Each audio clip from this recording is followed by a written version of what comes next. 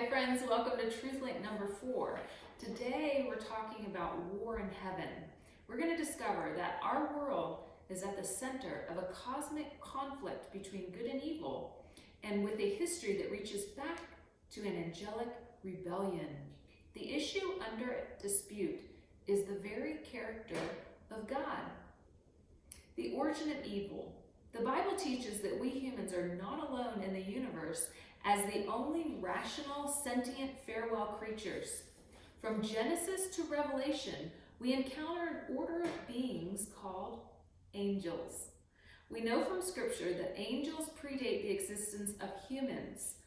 Job 38:4-7 and Revelation 1:20. That they are numerous, Hebrews 12:22, and that they are powerful and intelligent, Psalms 103:20 and Daniel 4:17, that they function within an orderly system of governance under appointed leaders, Ephesians 3:10 and Daniel 7:9-10, and also that they actively operate within our world, mostly unseen, but sometimes in visible form, Hebrews 1:14 and 13:2. And that the reality of evil that afflicts our world originated with them. Revelation 12:7 and 12. One of the angels was Lucifer, bearer of light, a name bestowed upon him by his Creator to signify his character and mission. This exalted being was to occupy a position of intimacy with God, and thus to be a preeminent revealer, a teacher of God's character to fellow angels. Lucifer was perfect in all his ways, his patterns of thought, feeling, and behavior, until iniquity was found in him. At this point, he began to bear the name Satan, which means adversary. While the image of Satan has been trivialized and fictionalized in a cartoonish red man with horns and a pitchfork, the biblical picture is of a super powerful, highly intelligent, magnificently beautiful, and totally non-fictional fallen angel who is the originator of the very real evil that haunts and hurts our world. Let's read and discuss Isaiah 14:12-14. How you are fallen from heaven, O Lucifer, son of the morning. How you are cut down to the ground, you who weakened the nations. For you have said in your heart, I will ascend into heaven. I will exalt my throne above the stars of God. I will also sit on the mount of the congregation on the farthest sides of the north. I will ascend above the highest heights of the clouds. I will be like the Most High. Now we're also going to go to Ezekiel 28:12-19. You were the seal of perfection, full of wisdom and perfect in beauty. You were in Eden, the garden of God. Every precious stone was your covering, the sardius, topaz, and diamond, beryl, onyx, and jasper, sapphire, turquoise, and emerald with gold. The workmanship of your timbrels and pipes was prepared for you on the day you were created. You were the anointed cherub who covers. I established you, and you were on the holy mountain of God. You walked back and forth in the midst of fiery stones. You were perfect in your ways from the day you were created till iniquity was found in you. By the abundance of your trading, you became filled with violence within, and you sinned. Therefore I cast you as a profane thing out of the mountain of God, and I destroyed you, O covering cherub, from the midst of the fiery stones. Your heart was lifted up because of your beauty. You corrupted your wisdom for the sake of your splendor. I cast you to the ground. I laid you before kings that they might gaze at you. You defiled your sanctuaries by the multitude of your iniquities, by the iniquity of your trading. Therefore I brought fire from your midst. It devoured you, and I turned you to ashes upon the earth in the sight of all who saw you. All who knew you among the peoples are astonished at you. You have become a horror, and you shall be no more forevermore. Wow, okay, so these are the characters of Lucifer. Self-exaltation was the worm at the core of the evil that Lucifer chose to actualize in himself, leading to the heady aspiration to displace God from the hearts of his fellow angels and usurp their loyalty. As Lucifer nurtured self-centeredness in himself, he ceased to reflect the light of God's character and began to attribute to God his own self-serving motives. The aspiration, I will exalt myself, followed by, I will be like the Most High, indicates that Lucifer began attributing self-exaltation to the character of God as justification for his own. By denying the essential goodness of God's character, Satan's course of action was calculated to erode trust toward God and incite rebellion against him. Thus, the Bible informs us that war broke out in heaven, Revelation 12, verse 7. The word here translated war is polemos in Greek, which is related to words like polemic and politics. This clues us in on the premise nature of the war Satan launched against God. It was not primarily a war of physical engagement or force of arms. It was a political war, a propaganda campaign, a character assassination scheme. Satan waged his war by disseminating lies regarding who God is at heart. Thus he is described as the one who deceives the whole world, and as a liar and the father of it. Put these pieces together and you'll discover additional insight into the core issue involved in Lucifer's rebellion.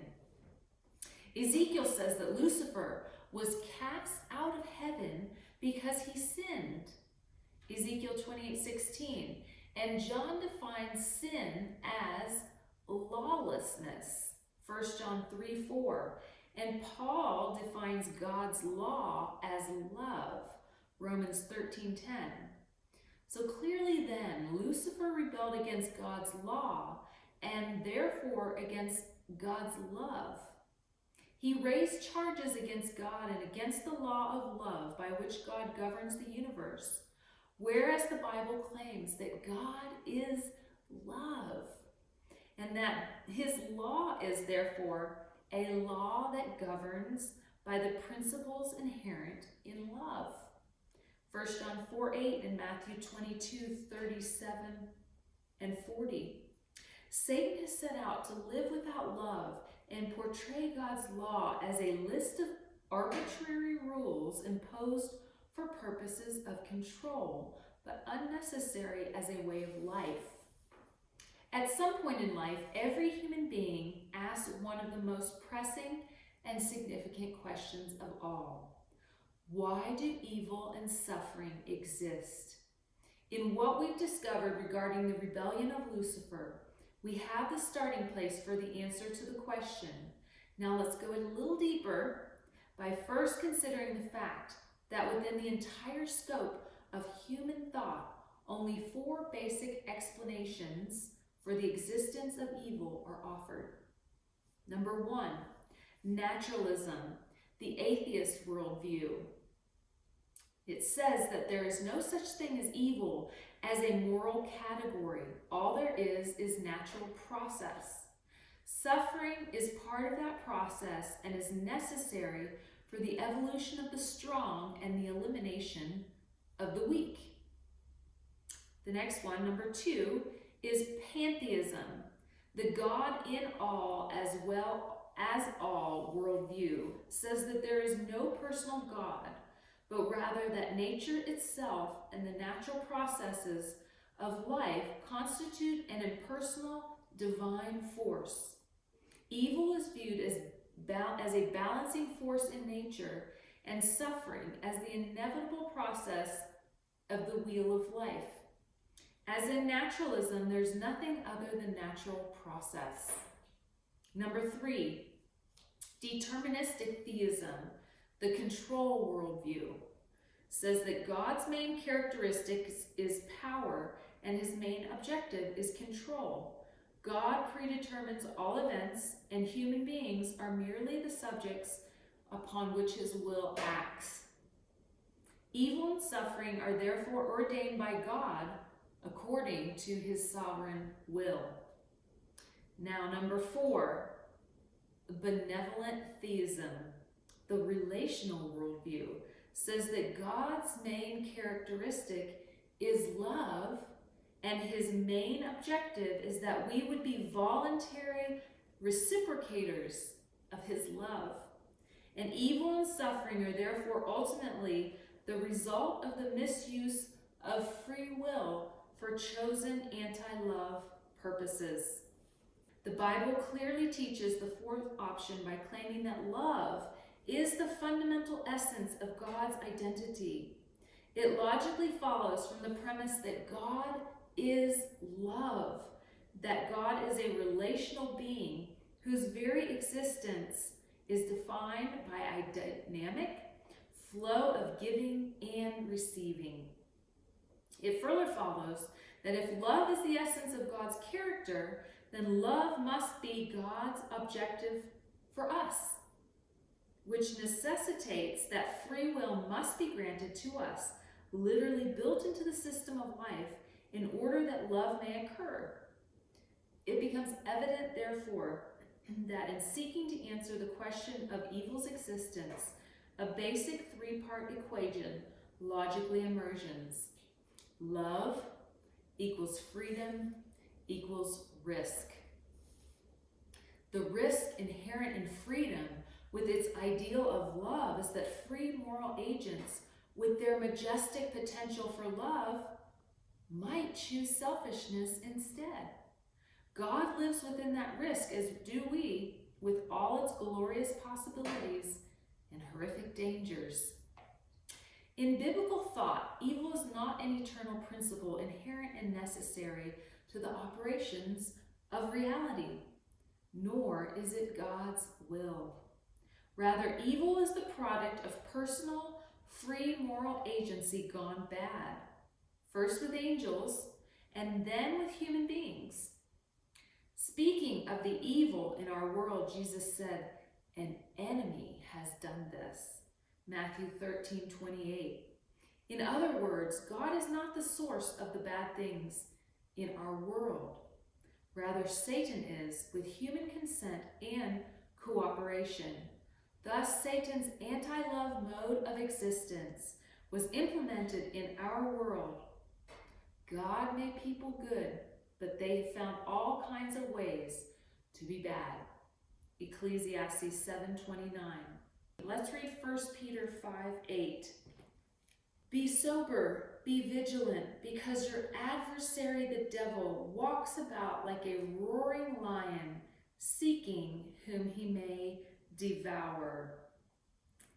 And Romans 1:28-32. And even as they did not like to retain God in their knowledge, God gave them over to a debased mind to do those things which are not fitting, being filled with unrighteousness, sexual immorality, wickedness, covetousness, maliciousness, full of envy, murder, strife, deceit, evil-mindedness. They are whisperers, backbiters, haters of God, inventors of evil things, disobedient to parents, undiscerning, untrustworthy, unloving, unforgiving, unmerciful, who, knowing the righteous judgment of God, that those who practice such things are worthy of death, not only do the same, but also approve of those who practice them. We discover that evil, all evil, oppression, enslavement, prejudice, hatred, violence, abuse, and everything else contrary to love has its origin in the principle of Satan's kingdom. Now let's read the principle of God's kingdom. Galatians 5:22 and 23. Now, the fruit of the Spirit is love, joy, peace, long-suffering, kindness, goodness, faithfulness, gentleness, self-control. Against such there is no law. Everything that is pure, lovely, liberating, noble, healing, peaceful, joyous, and beautiful has its origin in God's kingdom. This brings us to the final point of the Bible's logic regarding evil, and it is this: because evil is fundamentally contrary to the character of God and to the natural operations of his love, it is temporary and will ultimately be eliminated. For evildoers shall be cut off, but those who wait on the Lord, they shall inherit the earth. Psalms 37:9. They shall not hurt nor destroy in all my holy mountain, for the earth shall be full of the knowledge of the Lord as the waters cover the sea. Isaiah 11:9. As we continue our study of Scripture, truth by truth, point by point, we will discover God's plan for eliminating evil and restoring other-centered love to human hearts as the only principle of our existence. There are two kingdoms, two antagonistic principles, two diametrically opposed motives contending for the mastery of our world and every human heart. Jesus leads the kingdom of truth and love. Satan, the adversary of all that is good and beautiful and true, leads the kingdom of deception and selfishness. A comparative illustration was offered by Christ.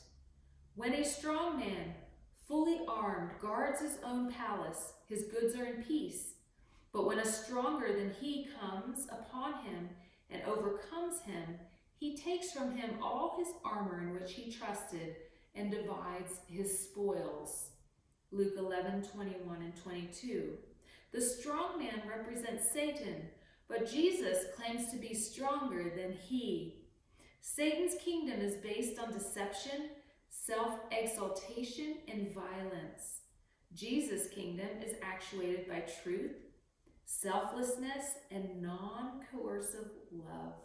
When Jesus suffered the murderous rage of humans and demons at the cross without responding in kind, responding in fact with only self-giving love, Satan's kingdom was conquered and his accusations against the character of God were proven false. By voluntarily dying on the cross with unyielding love for his enemies, Jesus defeated evil in principle and set in motion a course of redemption that ensures its ultimate defeat. Jesus came to our world to destroy the works of the devil. Any of us who so choose may be empowered by his grace to break free from the bondage of Satan.